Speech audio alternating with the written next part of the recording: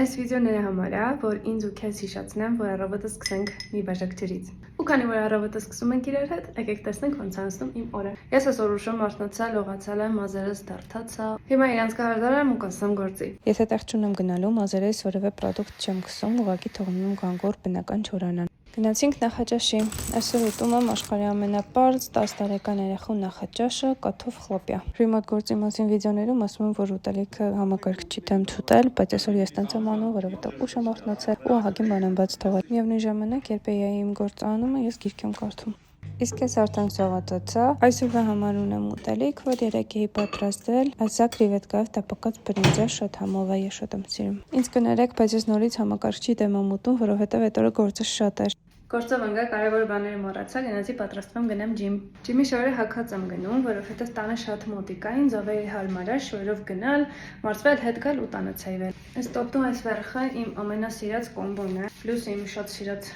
շորտիկը եւ բեգի շալվար։ Всё։ Ջիմին պատրաստ։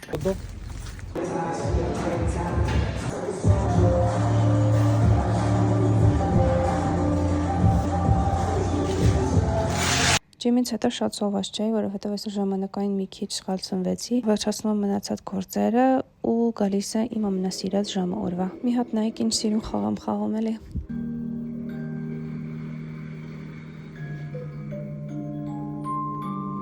Ձեզ ցույց տվեցի իմ մաքսիմալ հասարակ օրը, առանց ոչինչ պլանավորելու։ Օրը մոտեցավ ավարտին, ես մի քիչ գիրք եմ կարդում ու քնում։ Բայ։